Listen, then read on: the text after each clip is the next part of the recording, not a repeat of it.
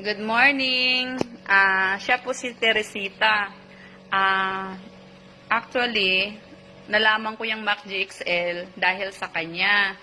So, nagtataka lang ako dahil anong year po kayong naka-take niyan? 2017. 2017. So, gumagaling ka ba? Ano ba yung iniinom mo? Dahil, bakit ka umiinom? Ginagamot ko to, inaano sa akin yung bukol ko, nagkaroon ako ng bukol sa, bigi. Tapos, pina-check up ko kasi ultrasound din. Ang sukat ng ko, 36.20. Lumalaki siya, araw-araw lumalaki yung didi ko na yun. Kaya ang suggest ng doktor na kailangan maoperahan sa madaling panahon kasi may mga lumabas ng mga nanay, nag-iiba ng kulay ng didi ko. Tapos, sinabi ko sa kanya na gusto ko yung iniinom lang, wag yung operahan kasi takot ako ma-opera. Ang sabi ng doktor, hindi na kayang gamutin ng mga gamot, kailangan operasyon.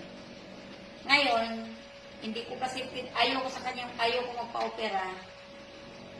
Parang natakot ako kasi sinabihan lang ako ng doktor kung hindi daw ako magpa-opera. Yung 2 months na lang daw. Takot ako nung... So, may tanning ka agad? Kasi sabi, 2 months. Big sabihin, 2 months na lang ang buhay ko. Yun.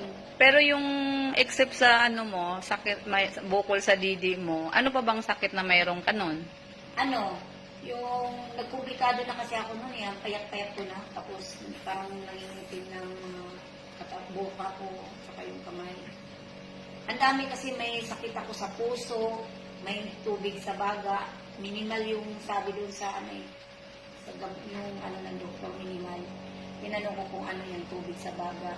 Tapos may pa ako dito sa atay, liver daw.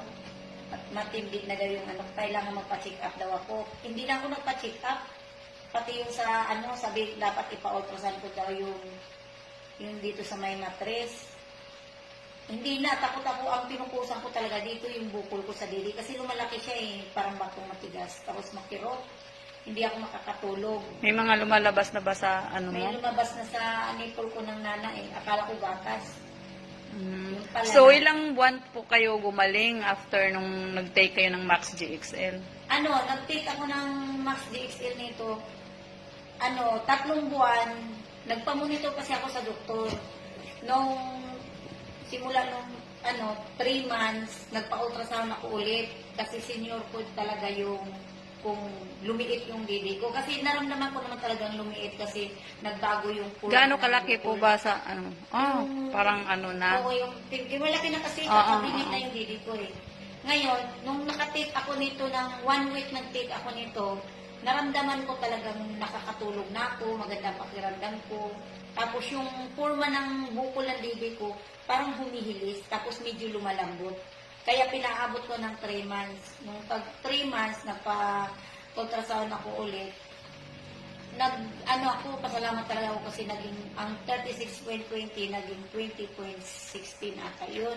So, yung komplikasyon ng sakit mo, yung sa breast lang talaga, nagkaroon ka ng tubig sa baga, tapos may cyst ka din sa ovary, tapos mayroon kang heart enlargement, tapos yun, lahat gumaling. So, gumaling na pala kayo, bakit pa kayo nagtitake niyan? Bakit, Hindi kasi, kaya ako bumabalik, nito kasi, ayokong bumalik dahil hindi ako nagdaan ng operasyon. Kasi, ito kasi na, ko sa pagsiseminar na, yung katawan natin, yung may ng 100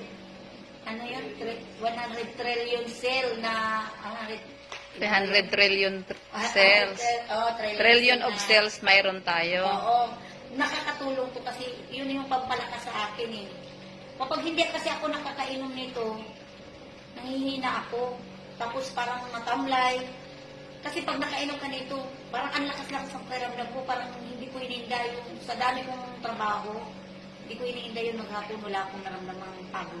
Kaya ginagapang mo yan kahit walang minsang pambili. Oo. Kaya minsan, kahit wala talaga, kahit hirap na hirap ako, hahanap lang talaga ako nito, makabili lang talaga kahit isa, ganun. Para lang ma-continuous Para ang ma- pag-inom mo. Ayoko kasing tigilan kasi kahit sabihin pang gumaling na. Kasi pag ano kasi nabalik na pakinggan ko doon sa pag-seminar namin, yung inano nung doktor na dalawang magaling na yung dalawang may sakit na ano yung stage 4 na mga cancer. Yung isa ano sa sarili, yung ano siya sa sarili na gustong gumaling. Dalawa silang nagiinom pero gumaling sila. Pero yung isa dahil gumaling hinintuan niya. Yung isa patuloy pa rin. Yung isang huminto, natudas. Kasi totoo talaga mangyayari. Kasi manghihina ka, babalik ang sakit mo kapag wala kang protection nito. So in short, talagang yan ang nagbibigay na sa'yo ng kalakasan. Oo. Hindi, una-una si Lord, binigyan ng instrumento lang. Yes, ako. talaga. Si Kaya, Lord naman talaga. si Lord, Kumbaga ginawa lang ng instrument yan. Pero sa lahat ng na-take mong mga gamot na inikot-ikot mo, yan lang talaga ang... talaga wala akong ininom na gamot, walang sa doktor, gano'n, hindi, wala ako. Mm. Kaya mula noong 2017, hanggang ngayon ito talaga, ginagapang ko to. Kahit wala akong pera. So, ayan po, ito isa sa buhay na patotoo na talagang ang Max nagbibigay ng lunas sa katawan natin. Yung iba, hindi naniwala. Pero ito talaga, 25 years yan, pinag-aralan ng doktor.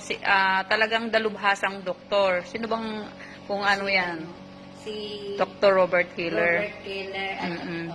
Yan. So, kaya kung sino mang nanood ngayon, wala po itong halong biro. Ang sakit talaga, nagbigay ng kamatayan. Kaya, salamat sa Diyos, mayroong Max GXL. Talaga, thank you Lord talaga. See, thank you. At salamat sa Max. Ito po yung follow-up na lang na interview dahil nagtataka lang ako bakit pilit niyang ginagapang, gumaling na siya kamo. Salamat sa inyo.